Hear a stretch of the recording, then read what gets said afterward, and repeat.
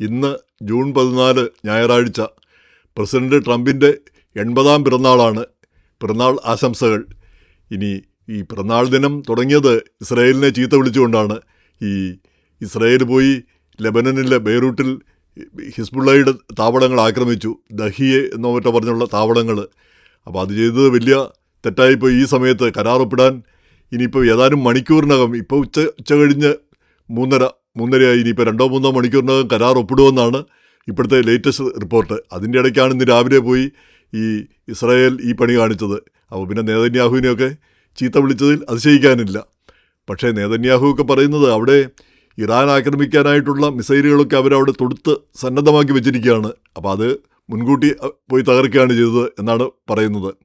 അപ്പോൾ എങ്ങനെയായാലും ഈ കരാർ 2-3 മണിക്കൂറിനകം ഉണ്ടാകുന്നുവെങ്കിൽ വലിയൊരു കാര്യം തന്നെയാണ്. അത് ഇലക്ട്രോണിക്കായിട്ട് ഒപ്പുവെക്കുമെന്ന് പറയുന്നു. ഇലക്ട്രോണിക്കായിട്ട് ഒപ്പുവെച്ചാൽ ആരാണ് ഒപ്പുവെക്കുന്നതെന്നും അത് എത്ര കണ്ട് നിലനിൽക്കുമെന്നും നമുക്ക് അറിഞ്ഞുകൂടാ. പ്രധാനമായിട്ടും അവിടെയും ചൂട് പിടിച്ച ആളുകളും തീവ്രവാദികളും എല്ലാം ഉണ്ട്. അതുപോലെ തന്നെ അമേരിക്ക കരാർ ഒപ്പുവെച്ചാലും ഇസ്രായേൽ എത്ര കണ്ട് അതനുസരിക്കുമെന്ന് അതും അറിഞ്ഞുകൂടാ. അപ്പോൾ ആ കരാറിന് എത്ര കണ്ട് സാധ്യത ഉണ്ടാവും നമുക്ക് അറിഞ്ഞുകൂടാ. പക്ഷേ എങ്ങനെയെങ്കിലും ഈ ഒരു കരാറോ എന്തെങ്കിലും ഉണ്ടായി ആ പ്രശ്നമൊന്ന് പരിഹരിതമാകുന്നത്, താൽക്കാലികമായിട്ടെങ്കിലും ഒന്ന് പരിഹരിക്കപ്പെടുന്നത് ലോകമെങ്ങുമുള്ള ആളുകൾ സ്വാഗതം ചെയ്യുന്ന കാര്യമാണ്. നമ്മളെല്ലാം ബാധിക്കുന്ന കാര്യമാണ്. ഈ ലോകമഹായുദ്ധം എന്ന് പറഞ്ഞാൽ ഇതാണ്. ലോകത്തിലുള്ള എല്ലാ മനുഷ്യരെയും ബാധിക്കുന്ന യുദ്ധം, അതാണ് ലോകമഹായുദ്ധം. ഇപ്പം 2-ാം ലോകമഹായുദ്ധ കാലത്തൊക്കെ പിന്നെ ക്ഷാമമായിരുന്നു പല സ്ഥലങ്ങളിലും. ഇപ്പം ബംഗാളിലൊക്കെ എത്രയോ ലക്ഷം ആളുകൾ മരിച്ചു വീണു. 30 ലക്ഷം എത്രയോ പേര് മരിച്ചു വീണു ഭക്ഷണമൊന്നും ഇല്ലാതെ. അപ്പം നമ്മുടെ നാട്ടിലുമൊക്കെ ആളുകൾ പന ഇടിച്ച് പിന്നെ ഭക്ഷണം ഉണ്ടാക്കി കഴിച്ചു എന്നാണ് പറയുന്നത്. പന ഇടിച്ച് കുറുക്കി. കാരണം കിട്ടാനില്ല. പണം ഉണ്ടെങ്കിൽ, നമ്മുടെ കയ്യിൽ കാശുണ്ടെങ്കിൽ കൂടി സാധനം വാങ്ങാനില്ല. അരി കിട്ടാനില്ല, അതുപോലുള്ള സാധനങ്ങൾ കിട്ടാനില്ലാത്ത അവസ്ഥ. അതാണ് ഈ ലോകരംഗത്തെ തന്നെ ബാധിക്കുന്നു എന്ന് പറയുന്നത്. അപ്പോൾ അങ്ങനെ വരുമ്പോൾ ഈ ഇപ്പോഴത്തെ യുദ്ധവും ലോകത്തിലെല്ലാത്തിൻ്റെയും വില കൂട്ടി. കിട്ടാനില്ലാത്ത അവസ്ഥ വന്നു. ഗ്യാസ് കിട്ടാനില്ല, പിന്നെ ഈ കുക്കിംഗ് ഗ്യാസ് കിട്ടാനില്ല.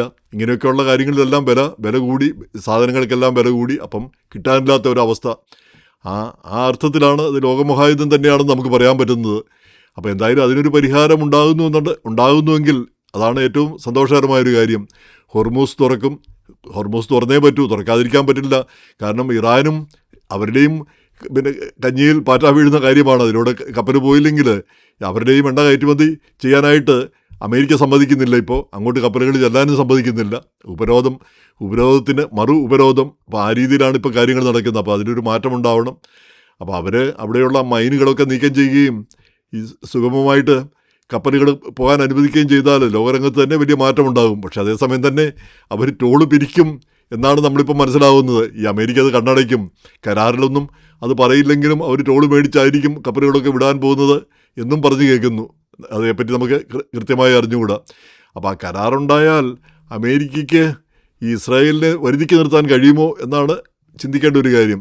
അപ്പോൾ ഈ മറ്റ് രാജ്യങ്ങൾ പോലല്ല ഇസ്രായേലും പിന്നെ ഇറാനും അതുപോലുള്ള രാജ്യങ്ങൾ, ഇതെല്ലാം അടുത്തടുത്ത് കിടക്കുന്ന രാജ്യങ്ങളാണ്. അങ്ങോട്ടും ഇങ്ങോട്ടുമൊക്കെ ആക്രമിക്കാൻ വളരെ എളുപ്പമാണ്.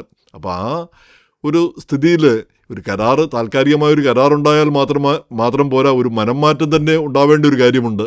അമേരിക്ക ഏറ്റവും അധികം ശ്രദ്ധിക്കേണ്ട ഒരു കാര്യം അതാണെന്ന് തോന്നുന്നു. ഈ death to Israel, death to America എന്നൊക്കെ പറഞ്ഞ് ഇറാന് അത് അവരുടെ ഒരു മതവിശ്വാസം പോലെയാണ്. ഇസ്രായേലിനെ തകർക്കുക എന്നുള്ളതൊരു മതപരമായൊരു കാര്യം പോലെയാണ് ഇവരൊക്കെ ചിന്തിക്കുന്നത്. അപ്പോൾ അതിനൊരു മാറ്റമാണ് ഉണ്ടാകേണ്ടിയിരിക്കുന്നത്.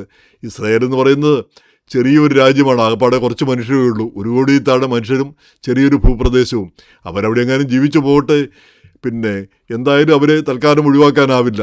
എന്ന് മാത്രമല്ല 75 വർഷമായിട്ട് അതൊരു രാജ്യമായിട്ട് അവിടെ ഉണ്ട്. അപ്പോൾ അതിനെ ഇനിയിപ്പോൾ ഇല്ലാതാക്കുക എന്ന് പറഞ്ഞാൽ എളുപ്പമുള്ള ഒരു കാര്യമാണോ?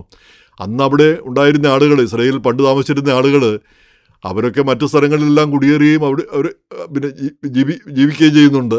അപ്പോൾ അവിടെ അവരെ സംരക്ഷിക്കാനും അവരുടെ കാര്യങ്ങൾ നോക്കാനുമുള്ളൊരു സംവിധാനം ഉണ്ടാവുകയാണ് വേണ്ടത്. ഇനി ഇതിൻ്റെ പേരിൽ വീണ്ടും പിന്നെ യുദ്ധവും ഇവരെ തകർത്തിട്ട് ഞങ്ങൾ കഞ്ഞി കുടിക്കുമെന്ന് പറഞ്ഞ് ഒറ്റക്കാലിൽ തപസിരിക്കേണ്ട കാര്യമൊന്നുമില്ല. ഗാസായിലും അതുപോലെ തന്നെ ഹിസ്ബുള്ളയും ഒക്കെ അതാണ് ചെയ്തുകൊണ്ടിരിക്കുന്നത്. ഇറാനും അതാണ് പറഞ്ഞുകൊണ്ടിരുന്നത്. അപ്പോൾ അതിൽ നിന്നൊരു മാറ്റമാണ് വേണ്ടത്. നേരെ മറിച്ച് ജോർദാൻ, ഈജിപ്റ്റ്, സൗദി അറേബ്യ അങ്ങനെയുള്ള രാജ്യങ്ങൾ അവരെല്ലാം അതിൽ നിന്ന് മാറുകയാണ് ചെയ്തത്. ഇസ്രായേലിനോടുള്ള പിന്നെ തീർത്താത്ത ആ പക അവസാനിപ്പിച്ച് കളയുകയാണ് ചെയ്തത്. അപ്പോൾ ആ ഒരു മനംമാറ്റമാണ് അവിടെ ഉണ്ടാവേണ്ടിയിരിക്കുന്നത്. അതിനാണ് ശ്രമിക്കേണ്ടിയിരിക്കുന്നതും. ഈ കരാറുണ്ടായാലും അങ്ങനെ ഒരു മനംമാറ്റം അവിടുത്തെ ജനങ്ങളിലും അവിടുത്തെ ആ രാജ്യങ്ങളിലും ഉണ്ടാവണം. ഇസ്രായേൽ കൂടി ജീവിച്ചു പോകട്ടെ എന്നുള്ളൊരവസ്ഥ വരണം. അപ്പോൾ പിന്നെ ആ പ്രശ്നം ശാശ്വതമായിട്ട് തീരും.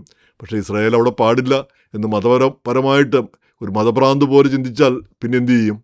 അപ്പോൾ ഇതൊക്കെയാണ് അടിസ്ഥാന പ്രശ്നങ്ങൾ. എങ്ങനെയായാലും ഈ കരാറിൽ പുതുതായിട്ട് വലിയ സംഗതികളൊന്നും ഇല്ലയെന്നാണ് പ്രസിഡന്റ് ഒബാമ പറയുന്നത്. നേരെമറിച്ച് ഈ കരാർ ഒബാമയുടെ 2015 ഒബാമ ഒപ്പിട്ട കരാറുമായിട്ട് ഒരു ബന്ധവുമില്ല. ഇത് വളരെ വ്യത്യസ്തമായ കരാറാണെന്നൊക്കെയാണ് ഭരണകൂടം അവകാശപ്പെടുന്നത്. പക്ഷേ അങ്ങനെയല്ല.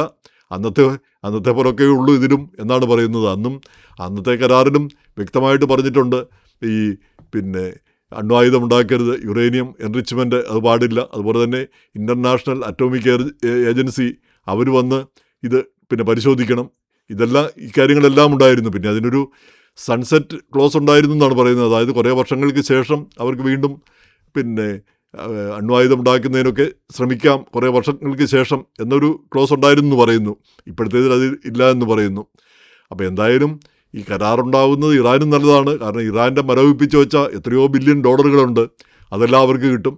ആ രാജ്യം ഒന്ന് മെച്ചപ്പെടും. അവിടുത്തെ ജനങ്ങൾ പിന്നെ ഈ യുദ്ധത്തിനും ഈ തകർച്ചയിൽ നിന്ന് ഒഴിവായി കിട്ടും.